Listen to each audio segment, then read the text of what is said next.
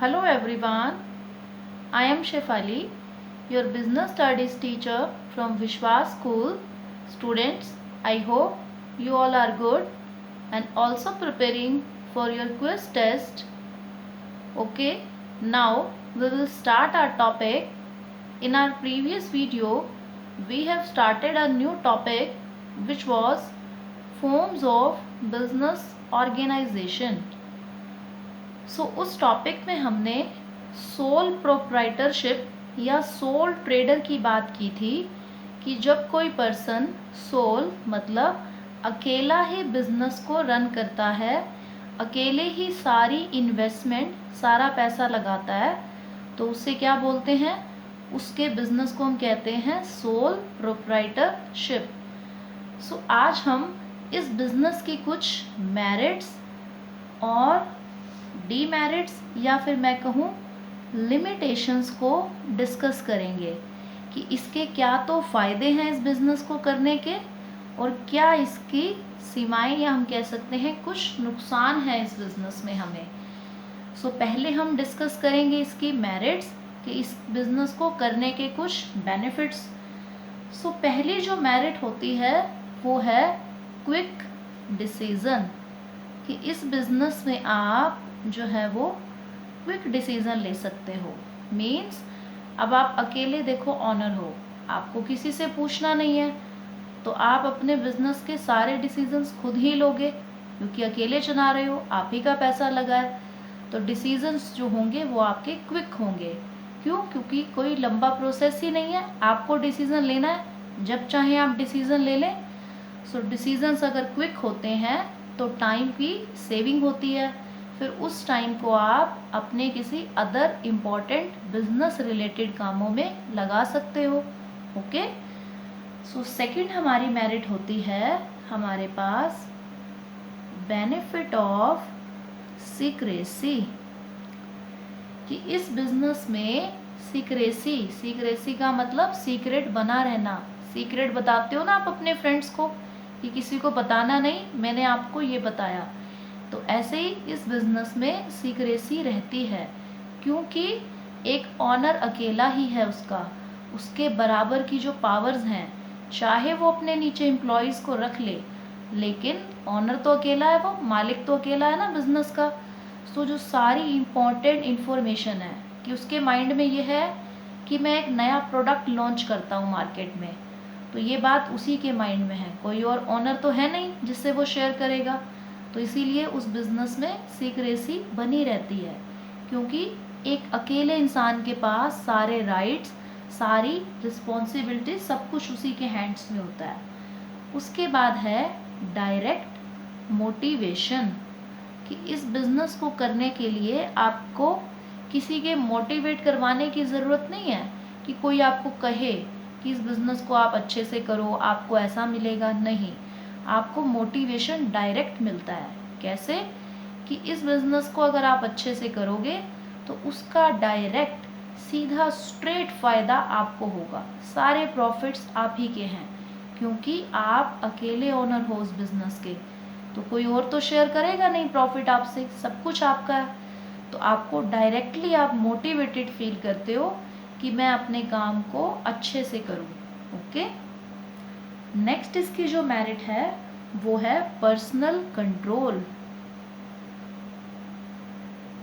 अब personal control क्या कहता है कि इस बिजनेस में सारा कंट्रोल आप ही के हैंड्स में है, मतलब ऑनर के हैंड्स में होता है, वो सब कुछ कंट्रोल कर सकता है। क्यों? क्योंकि वो अकेला ऑनर है, उसके एम्प्लॉयज़ को उसने कोई इंस्ट्रक्शन देनी है, उनसे काम करवाना है, तो कोई पार्टनर तो है नहीं और जिसकी वो वेट करेगा, तो वो अकेला सारा कंट्रोल उसी के हाथ में है, उसी को बिज़नेस को मैनेज करना है, चलाना है और कंट्रोल करना है। तो देखो, जब सारा कंट्रोल आपके हाथ में होता है तो कोई भी वेस्टेज नहीं हो पाती उस बिज़नेस में। क्यों? क्योंकि आप सब कुछ अच्छे से देख रहे होते हो, समझ रहे हो, तो आप हर चीज़ को कंट्रोल करते हो, वेस्टेज नहीं होगी तो बेनिफिट होंगे बिज़नेस में, तो ये भी एक मेरिट है इस बिज़नेस की। उसके बाद होता है ईजी फॉर्मेशन कि इस बिज़नेस को खड़ा करना या बनाना इजी है, ईजी फॉर्मेशन, फॉर्मेशन मतलब उस बिजनेस को बनाना, खड़ा करना बहुत ईजी है, क्योंकि देखो एक पर्सनल आपको शॉप खोलनी है। सोल ट्रेडर का सबसे बेस्ट एग्जाम्पल क्या है? शॉपकीपर्स। तो आपको अगर एक शॉप खोलनी है, बहुत आसान है, पैसा लगाइए, दुकान में माल रखा हमने, स्टॉक लाए, हो गया बिजनेस शुरू इजीली। देखो कहीं आपको किसी तरह की कोई लीगल फॉर्मेलिटी की ज़रूरत नहीं है, तो इजी है। बस इतना ज़रूर है कि कुछ बिजनेस ऐसे होंगे जहां आपको लाइसेंस चाहिए होगा। फॉर एग्जाम्पल जो केमिस्ट की शॉप होती हैं, जो मेडिसिन मिलती हैं जहाँ से हमें, केमिस्ट शॉप, तो वहाँ पर आपको एक लाइसेंस होना चाहिए कि आप मेडिसिन बेच सकते हो। तो बस उतनी सी फॉर्मेलिटी है, वो भी बस पर्टिकुलरली उस बिज़नेस में है। अदरवाइज बाकी नॉर्मल सब बिज़नेस बहुत इजीली आप खोल सकते हो, कुछ भी आपको कहीं से परमिशन लेने की ज़रूरत नहीं है। तो इजी है इन बिज़नेस को फॉर्म करना, फॉर्म मतलब बनाना। अब ये तो सारी हो गई हमारी मेरिट्स। अब हम डिस्कस करते हैं इसकी लिमिटेशंस, मतलब कुछ इसके नुकसान, कि जब आप अकेले बिजनेस करते हो तो आपको क्या क्या लिमिटेशंस, क्या क्या जो है वो मुश्किलें फेस करनी पड़ती हैं। फर्स्ट तो है आपकी कि लिमिटेड सोर्स ऑफ कैपिटल, कि जो आपकी कैपिटल है उसके जो सोर्सेज हैं, मतलब जहाँ से आपको पैसा मिलेगा। कैपिटल मतलब जो पैसा आप बिजनेस में इन्वेस्ट करते हो, तो उसके रिसोर्स लिमिटेड हैं। अब एक ही रिसोर्स है, देखो कि आपने अपना पैसा इन्वेस्ट करना है, आपके पास अगर नहीं है तो आप लोन लेंगे बैंक से, लेकिन ये लिमिटेड है। आपको बैंक मैक्सिमम से मैक्सिमम कितना लोन दे देगा? जितनी आप अपनी कोई चीज़ गिरवी रखोगे या कुछ कागजात दिखाओगे उन्हें, तो एक लिमिट है उस लोन की। ऐसा नहीं है कि आप चाहोगे मुझे 100 करोड़ का लोन मिल जाए और बैंक उसी टाइम तैयार है आपको दे देगा, नहीं। कुछ प्रूफ दिखाने होंगे कि आपके पास उस लेवल पे प्रॉपर्टी भी है या नहीं। कल को अगर आप लोन पे ना करें तो बैंक अपनी वसूली कैसे करेगा? तो आपको एक लिमिटेड लोन ही मिल सकता है। तो इसीलिए कह रहा है कि लिमिटेड सोर्स हैं कैपिटल के, कि जो पैसा आप बिजनेस में लगाओगे वो लिमिटेड लगा सकते हो, क्योंकि आप अकेले हो लगाने वाले, कोई और पार्टनर तो है नहीं जो आपकी मदद कर देगा। ओके, तो सेकंड जो इसकी लिमिटेशन होती है वो है अनस्टेबल एग्जिस्टेंस। अब इसका क्या मतलब है कि जब आपका बिजनेस आप अकेले रन कर रहे हो, अकेले उस बिजनेस के मालिक हो, तो वो बिजनेस की जो एग्जिस्टेंस है वो अनस्टेबल है। मीन्स कल को आपका बिजनेस आपको बंद भी करना पड़ सकता है। इन केस आप अगर बीमार हो गए या आपकी फैमिली में कोई प्रॉब्लम हो गई, तो आप अकेले ही चला रहे थे, एम्प्लॉयज़ के भरोसे भी अगर हम छोड़ेंगे तो कब तक? एक टाइम के बाद हो सकता है एम्प्लॉयज़ भी फ्रॉड करने लग जाएं, या बिज़नेस को उतनी ईमानदारी से, उतनी डेडिकेशन से ना चलाएं।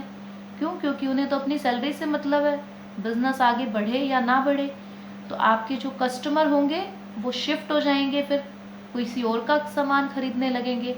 तो इस तरह से जब एक अकेला इंसान मालिक होता है किसी बिजनेस का, तो उस बिजनेस की जो एग्जिस्टेंस है वो क्या होती है? अनस्टेबल, कि वो बिजनेस कब तक चलेगा कुछ नहीं कह सकते हम। ओके, उसके बाद बात आती है अनलिमिटेड लाइबिलिटी, कि इस बिजनेस में जो आपकी लाइबिलिटी मतलब रिस्पॉन्सिबिलिटी टू पे, कि किसी को पे करने की जिम्मेवारी, पैसा पे करने की जिम्मेवारी आपकी अनलिमिटेड रहती है। फॉर एग्जाम्पल आपको बिजनेस में हो गए हैवी लॉसेस, बहुत हैवी लॉस हो गया, तो अब जिसका बिजनेस है, जो ओनर है, उसकी जो लाइबिलिटी है या रिस्पॉन्सिबिलिटी है वो अनलिमिटेड है। अगर वो बिजनेस का सब कुछ बेच के, सारी प्रॉपर्टी बिजनेस की बेच के भी उस लॉस को ना चुका पाए, तो उसको अपने घर का प्रॉपर्टी, घर का सामान भी बेचना पड़ सकता है। इसको बोलते हैं अनलिमिटेड लाइबिलिटी। आपने सुना भी है, कुछ लोग बिजनेस में बिल्कुल खाली हो जाते हैं, इतना लॉस होता है कि सब कुछ बेचना पड़ जाता है। वो क्यों है? क्योंकि ये इसकी एक लिमिटेशन है कि आपकी लाइबिलिटी जो है वो अनलिमिटेड है, कोई लिमिट ही नहीं है उसकी कि कितना आपको पे करना पड़ जाएगा। प्रॉफिट भी हो सकते हैं, ऐसा तो नहीं है कि हर बार लॉस ही होगा आपको। ओके। उसके बाद है अनबैलेंस्ड मैनेजमेंट, कि जो आप बिजनेस को अकेले मैनेज कर रहे हैं ना, तो उस वजह से आपका जो मैनेजमेंट है वो अनबैलेंस्ड हो सकता है। अनबैलेंस क्यों? क्योंकि सब कुछ आप ही के ऊपर है। प्रोडक्शन का काम आप ही देखोगे, परचेज करनी है तो भी आपको ही समझना है सब कुछ, सेल का काम भी आप ही मैनेज कर रहे हो, उसके बाद प्रोडक्ट की कोई ऐड दिखानी है टीवी पे तो भी आपको ही सोचना है उस बारे में। सो इतनी सारी रिस्पॉन्सिबिलिटी बिजनेस को मैनेज करने की जब किसी एक पर्सन पर होती है तो कई बार उसके डिसीजंस गलत भी हो जाते हैं, तो इसी को बोलते हैं अनबैलेंस्ड मैनेजमेंट। ओके। सो ये है कुछ लिमिटेशंस आपकी सोल ट्रेडर की, कि जब आप एक अकेला बिजनेस करते हो सोल प्रोप्राइटरशिप में, तो ये उसकी कुछ मुश्किलें हैं जो आपको फेस करनी पड़ती हैं। Okay, that's all for today. Thank you so much.